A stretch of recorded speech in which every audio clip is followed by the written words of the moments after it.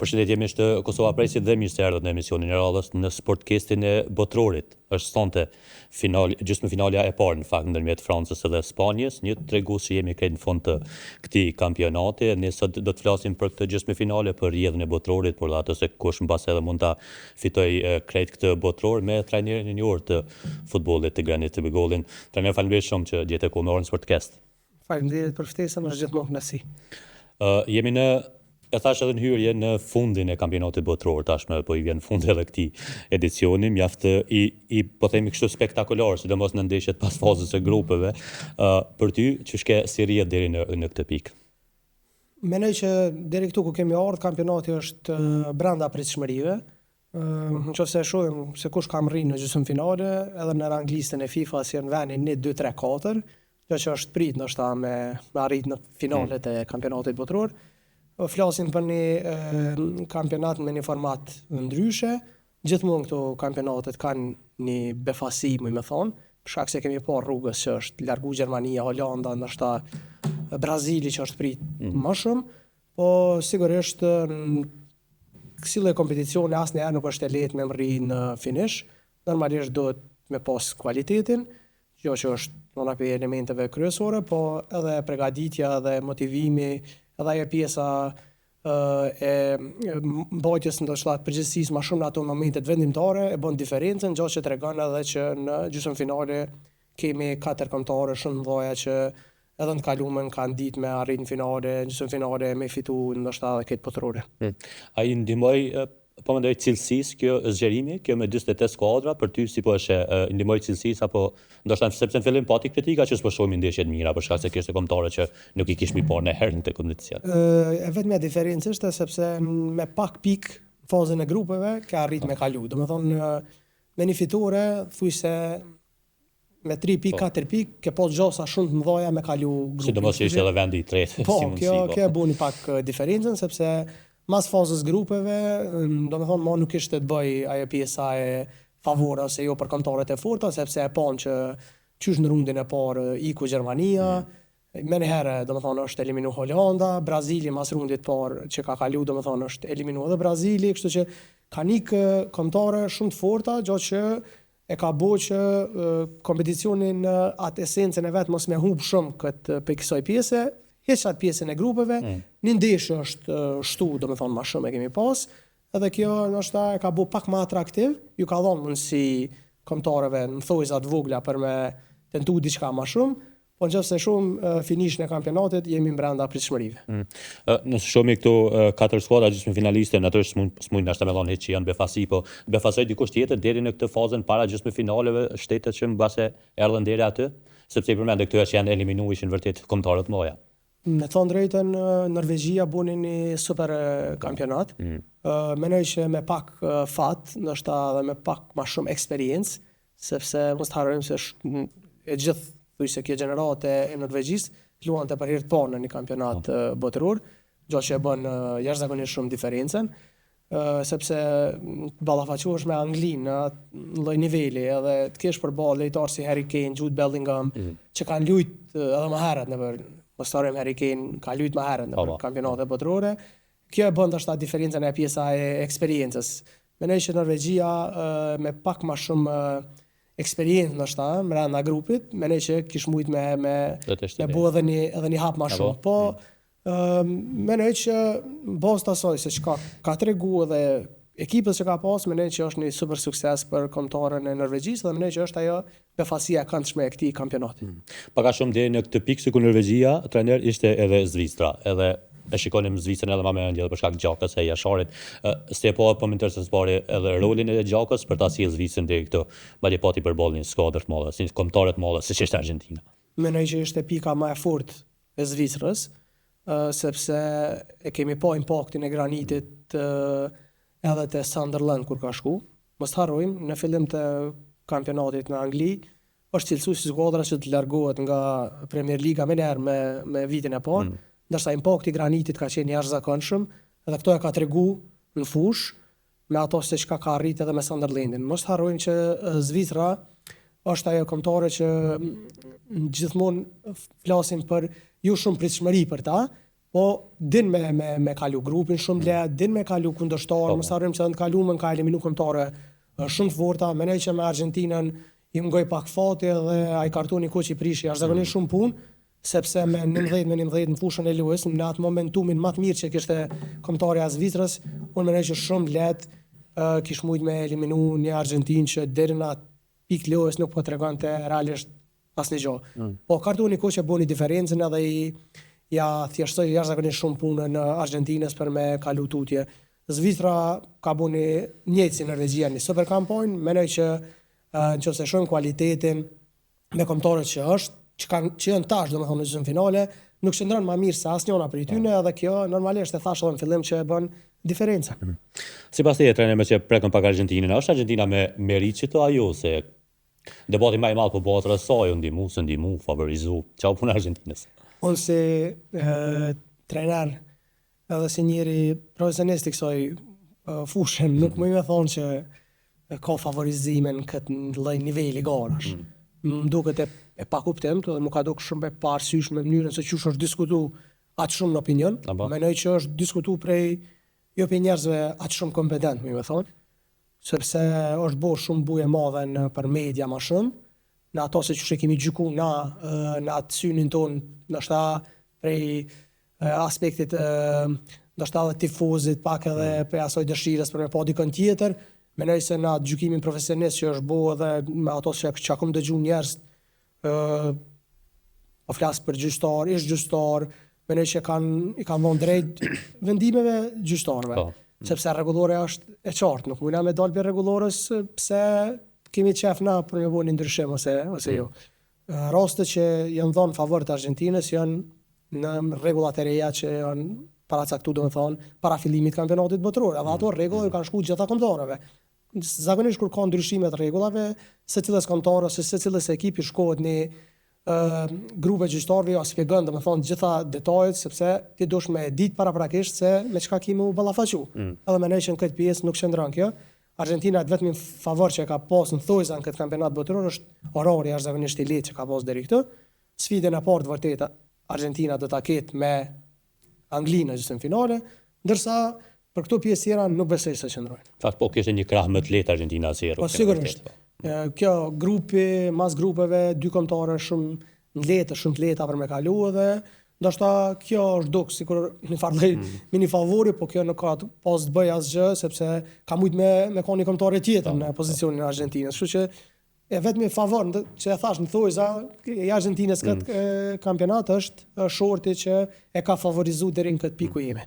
Në fakt dorë në zemër këtyne kritikave më të lehta ndoket ju hapin rrugë pa këto rastet e varit trajner, nuk është spoti për shembull eliminimi i Kroacisë, do që ishte nga një rast, nga një offside që nuk ishte fare i prekun me ato majet e flokëve, ndoshta kartoni kuq i kthyer nga presidenti Trump që u diskutu, po ato raste diskutabile ndoshta që e kanë dëmtuar në disa raste po më cilësinë e futbollit.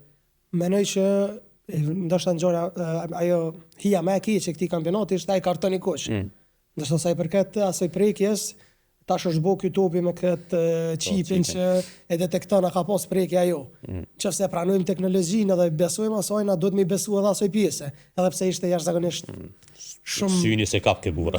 Absolut, nuk u vrejke domethënë që ka pas ndonjë ndryshim, po kjo e ka bërë ndoshta atë diferencën, ndërsa sa i përket kartonit kuq, besoj që unanimisht kjo ka qenë gjithë botën edhe është kritiku hapun, sepse nëse mirët një vendim i tillë në një lloj në kësaj lloj kompeticioni nuk besoj që i ka bu favor as Amerikës sepse e pam qysh ndeshën e radhës është poshtruar nga Belgjika, në një Belgjikë që ishte thujse njëra prej atyre kombëtarëve që nuk bëni asgjë në atë pikë kampionatit, ndërsa ajo ndesha me Amerikën e kthei ndoshta atë namin e Belgjikës dikurshme, po ishte shkurt sepse më një herë mundin tjetër është eliminuar. Besoj që vetëm ai e keqe e këtij kampionati ishte ai kartoni kuq që besoj që nuk është dashur me ndodh.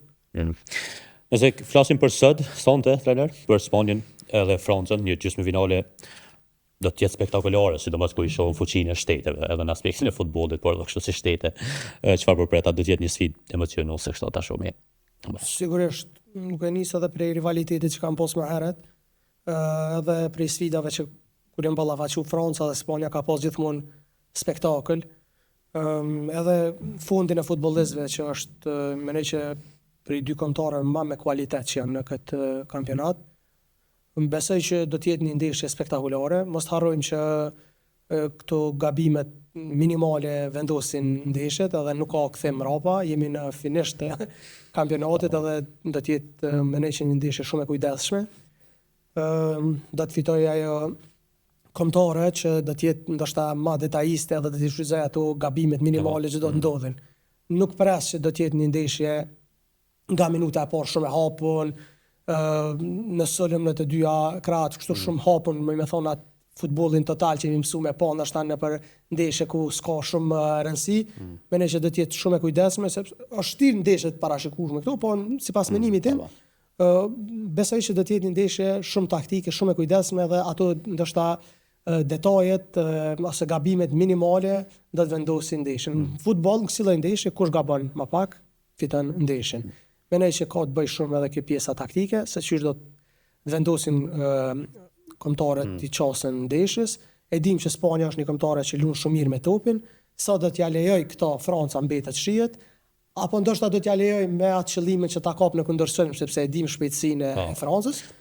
Nuk mundna me u mashtru me thonë që Spanja po e dominon ndeshjen, sepse mundet me kanë edhe pjesë taktike e trajnerit që të lejoj topin, të lejoj zonën e parë, krijon hapësina mbrapa mbrojtjes, edhe kjo mundet me bëu diferencën në favor për Francën. Njëjtën gjë e buni Ancelotti me Brazilin në ndeshjen me Norvegjin, sepse u dokti që Norvegjia po e dominon ndeshjen, ndërsa ajo ishte mendoj që sfidë e trajnerit, edhe kjo ndoshta është penalizu pak Brazilin në atë ndeshje. Njëjtë mendoj edhe kjo ndeshja e sotit, do të jetë ajo pjesa taktike që do të bëja diferencën ato detajet e fundit që po ose përgatitjet e fundit që bëhen para ndeshjes. Pra do të jetë një lloj ballafaqimi mes dy ideve, Spanjës që luan me krejt skuadrën edhe ndoshta që i përmendë kundërsulmet e Francës shpejta, por që po thuhet që në bas edhe mund ta ndryshojnë trajnerët taktikën duke parë rëndësinë e ndeshjes. Absolut, kjo do ta bëjë diferencën këtë takim. Mos harrojmë që Spanja ka futbollistat të shpejt në pravavi, Kukurella, Kubarski, nuk janë futbollistat ngadalshëm. Po kanë mu ballafaqu me lojtarët më të shpejt në botë, më thonë në fazën e sulmit. Katërshja e sulmit të Francës, mendoj që është njëra prej sulmeve më të mira ndoshta në historitë të kampionateve botërore, sipas mendimit tim. Edhe kjo e bën që ndeshjat të jetë jashtëzakonisht shumë e kujdesshme në aspektin taktik. Po nëse Spanja do ta ketë posedimin e topit, një gjë është e sigurt që Franca do të tentojë gollin përmes kundërsulmit. Nëse do të bëjnë të dyja atë presingun që mos t'ia lejojnë topin njëra tjetrës, atëherë do të bëjnë pjesa e lojtarëve individual që do të bëjë diferencën nëpër hapësina të ngushta, e që besoj që Spanja është pak më shumë favorite në këtë aspekt, sepse edhe Lamine Yamal, individualizmi, edhe Pedri, mendoj që janë futbollista që 90% kohës edhe te Barcelona kur luajnë janë mësuar me u mbrojt kundërshtarët. Edhe kjo mundet me bëu pak atë diferencën, po nëse luhet në atë pjesën e kundërsulmit e shoh pak më shumë favorit Francën. Kur folet e ana individuale, janë dy yje po themi në të dy të kombëtarës, në fakt edhe pse deri më tani Yamal nuk është dëshmuar i tillë në këtë botëror, nuk ishte më në hije krahasuar me Mbappen. Do të jetë presioni mbi këta dy për të dëshmuar sonte duke ditur që Mbappe madje ka 8 gola dhe mbase do ta synojë edhe këtë çmim. Yamal vjen për një lëndimit. Kemi pasur s'ka luajtur në fund kampionatit edhe vazhdimësia në futboll do të thotë shumë.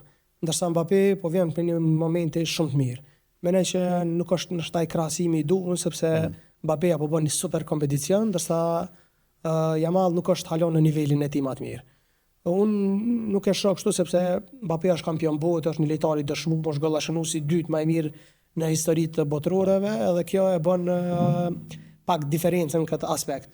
Yamal do ta ketë kohën e vet për me dëshmu në kompeticione madhore, edhe pse nuk do të më harru që është fituesi në fuqi kampionatit evropian, që se arrin edhe kampionatin botëror në këtë moshë, atëherë Yamal do të mbetet vetëm Champions League me Barcelonën që ta kompletojë atë trofeun, atë trofet ndoshta total që mund të fitoni një futbollist.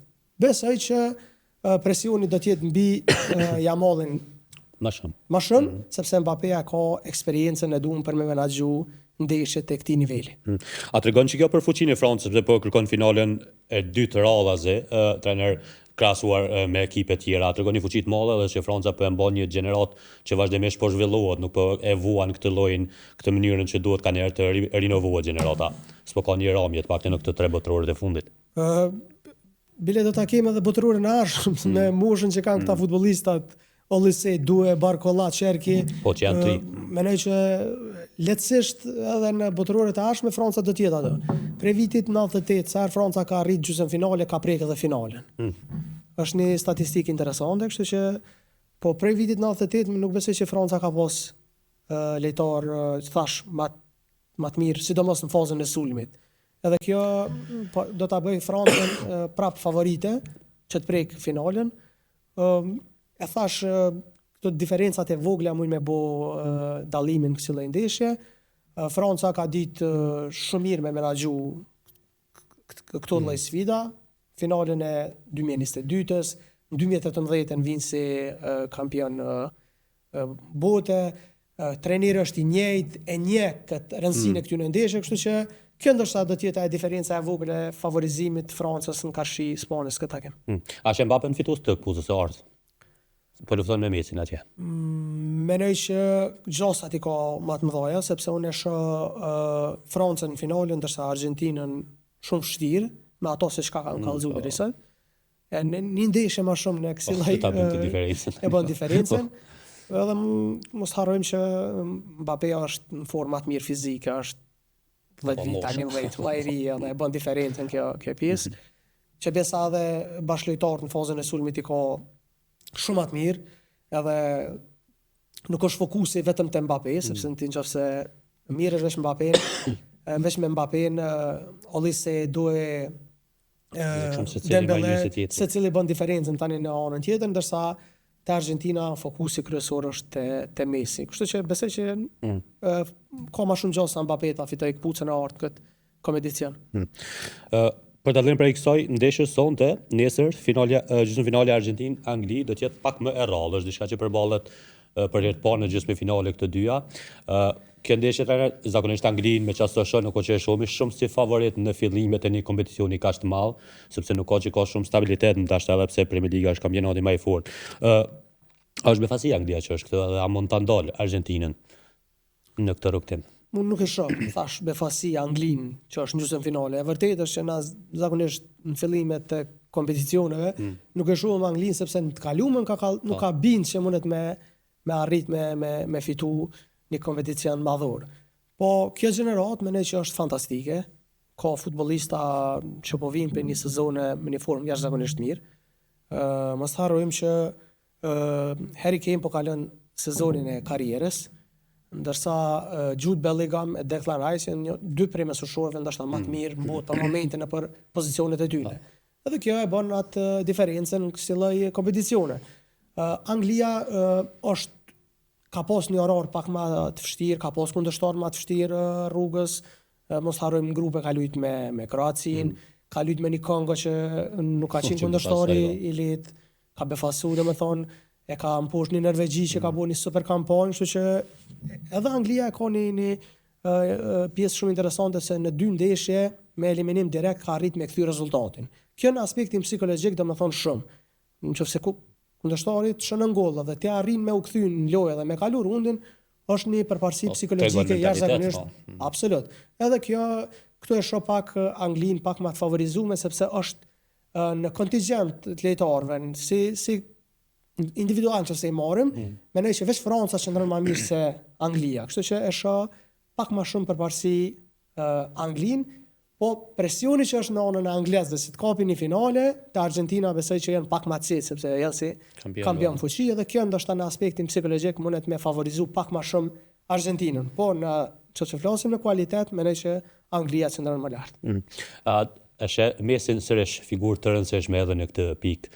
Trajner po shoh shkëlqimin e tij, po vazhdon, e përmendëm që po shtyhet kokë me gol me Mbappén edhe për gola shënuesin si 39 vjeçar, rolin e tij në këtë gjysmëfinale si e sheh.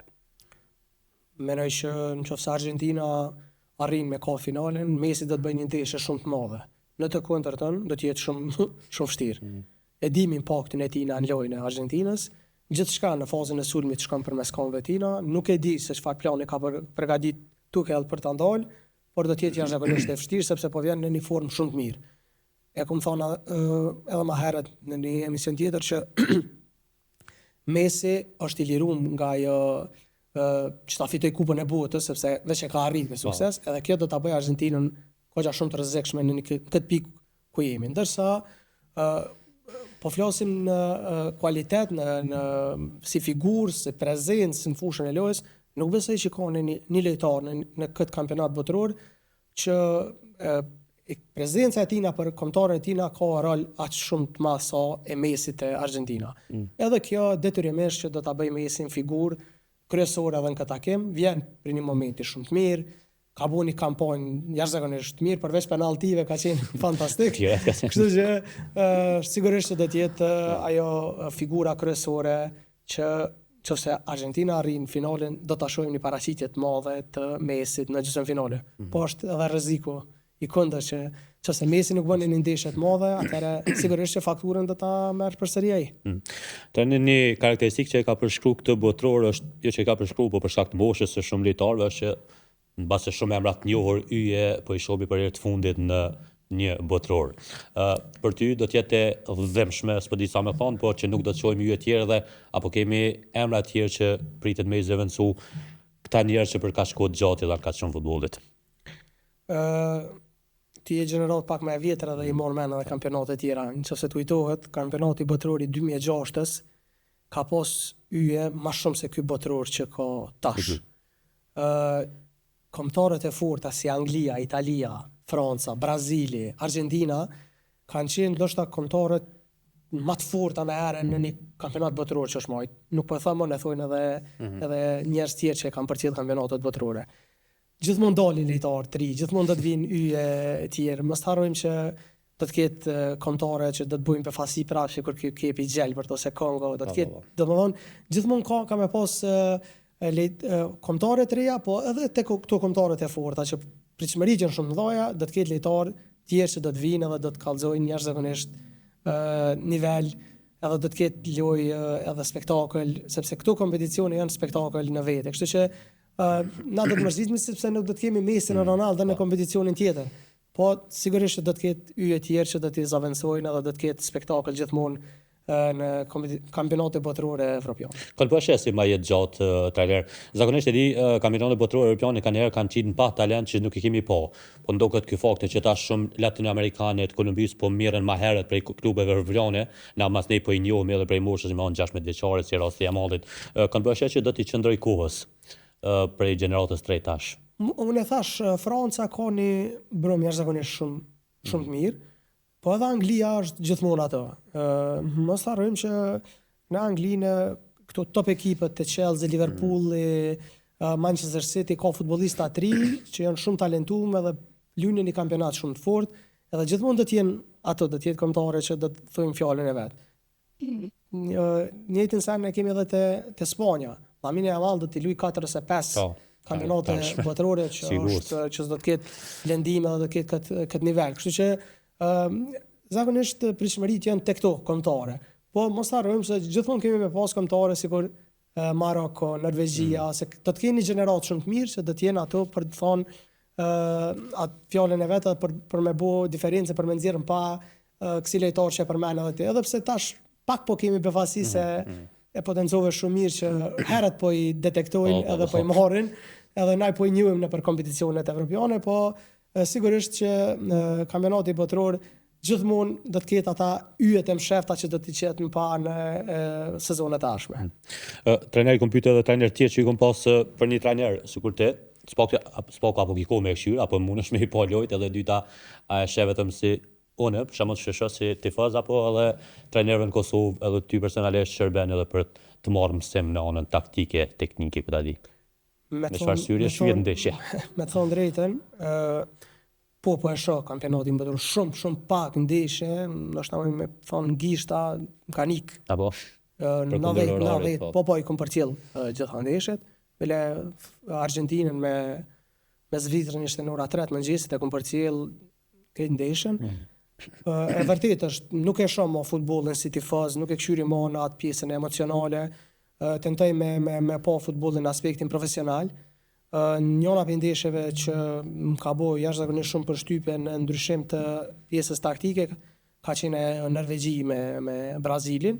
Është kritiku jashtëzakonisht shumë Ancelotti, po besoj që kesh përgatit ndeshjen në mënyrë fantastike. Apo Kështë gjykoj unë në aspektin, sepse kish ndryshu skemën, kish lanë topin kundërshtarit, Brazilia në shpreje, pa disa raste shumë të mira, humbi penaltin, çka do të më bëj trajneri tjetër përveç se me përgatit ndeshjen në mënyrë taktike, me dala në fushën e lojës, po nëse nuk ekzekutohet penaltia, nëse nuk ekzekutohen 2-3 raste 100% për gol, atëherë çfarë foj ka trajneri në këtë mes. Kështu që po e përcjelli futbollin në ato pjesë ku më intereson shumë me po. Normalisht që e shoh në detaja pjesën e vendosjes lojtarëve, sidomos në fillimin e ndeshjes. Loja ka ato specifikat e veta, fillimi i ndeshjes, vazhdimi i saj, çka reagon trajneri kur është tu shku ndeshja baraz, çysh reagon kur është tu fituar dhe çysh reagon kur është tu e humb ndeshjen. Këto më interesojnë, ndryshimet që bëhen, futja e lojtarëve në pozicione të caktuara, a ndryshohet skema, a ndryshohet vetëm profili i lojtarëve. Edhe këto normalisht janë ato detaje që tentoj me i kap në një ndeshje, sepse më intereson pjesën ku bëj pjesë edhe vetë në atë pjesën profesionale. Trajner, po çka mendja her pas herë derisa po e shohim botrorin, ti shkon në Kosovë çto, me që kem aq afër. Sigurisht, edhe është një peng shumë i madh, me thonë drejtën. Kemi qenë shumë afër. Menej që veç prezenca jonë atje, kish me arrit atë qëllimin. Është gjëna që s'kemi mujt me marrë ndoshta diçka të madhe pikë kësaj gjenerate. Edhe e kom përmend gjithmonë që nëse nuk i marrim një gjenerate me Muriqin, Ramonin, Rashicën, Zhegrovën, me këta lojtarë y tjerë që i kemi tash edhe Aslani, Hajdari, Abdullah, te kombëtarja, Vojvoda, nëse si marrim një kompeticion, atëherë ku është ajo kënaqësia që na kemi pa kombëtarin me atë dëshirën më të madhe në çdo ndeshje. Sigurisht që nuk është e lehtë me arrit në për finalet këtyre kompeticione, po me qenë se kemi qenë aq shumë afër, na ka mejt pak si peng që s'kemi qenë atje. Ishim këtë një pikë afër, sa ngjarje të madhe. E folëm pak a shumë në posh çu sheshet ti, se kush u kualifikohet për gjysmëfinale, po nëse shohim konkretisht si po sheh rezultatin të Span-Francë. Çish mendon që shkon? Tash kush i qëllon këto rezultate, se që është pak punë fati. Sepse këtu nuk ka dijeni se kush arrin në finale. Na mujna me mashtru veten mi thonë 2 emra sot këto, shkon Franca, shkon Argentina ose tjetra, po është jashtëzakonisht shumë e vështirë. Këtu ndeshje nuk parashikimet janë ekstremisht shumë të vështira. Ndryshimet që mund me ndodhin gjatë ndeshjes. Mënyra se që mundet me shku ndeshja, këto është shumë vështire parashikueshme. As ndoshta ata ekspertat më të mëdhaj që mirën edhe me ato statistikat, ato detajet e kanë shumë vështirë me parashiku. Po unë i dha përparësi pak më shumë Francës, për vetëm në arsye mënyrën se çush e ka trajtu kompeticionin deri në këtë pikë ku kemi ardhur. Nëse shohim një kombëtare fituese në këtë kompeticion, me mënyrën se çush i ka trajtu ndeshjet prej lojës parë në fazën e grupeve, mendoj që është Franca. Po, mos harrojmë ballafaqohet me Spanjën, kampionin fuqit të Evropës, një kombëtare që ka fitu evropiane botror, radhazi kështu që është jashtëzakonisht e vështirë. Po, nëse i shohim ato detajet, ato përqindjet e vogla, unë mendoj që 45% i dha favore Francës që të shkojnë në finale. Ndërsa te gjysmëfinala tjetër e shoh Anglinë pak më shumë të favoritën për shkak të grupit që ka më të kompletuar se Argentina. Argentina lum si grup më mirë se Anglia, po kualiteti qëndron në anën e Anglisë. Edhe për ty, favoriti i botrorit? Franca. Mendoj që nëse Franca arrin me shku në finale, kundërshtari anën tjetër nuk do të ketë rëndësi. Po nëse shkon Spanja, do të jetë një finale e hapur, mendoj. Po Franca me ato se çka ka kallëzu, mendoj që është ajo skuadra që ka luajtur për me fitu kampionatin botror. Sonte shelojnë në shtëpi apo ke plan? Zakonisht shumicën e ndeshjeve tentoj me i po du me i po vetë, sepse me po ndeshën pak më shumë, Po sonte në këtë ndeshje spektakolare, shpresoj që dalë të shkojë dikën me shoqëni. Po. Trener, unë jam shumë mirësh, mendoj që një ndër trenerët që edhe respektoj edhe punën, po në mënyrën që bën analizën edhe kur jenë media të tjera, jo vetëm tani. Unë falenderoj shumë, jam shumë mirësh që erdhën në podcast. Faleminderit shumë, ishte kënaqësi, unë nuk kënaqa, edhe ju uroj punë në bon këtë ambient fantastik që pas një kriju. Faleminderit shumë për kohën tonë. Mish të nderuar të sportkesit të Botrorit, faleminderit që ishin në këtë intervistë bashkë me trajnerin Granit Bekolli. Sonte ndeshja e parë gjysmëfinale Francë-Spanjë. Ne nesër do të jemi prapë në të njëjtin kohë me juve. Faleminderit shumë për kohën edhe vëmendjen.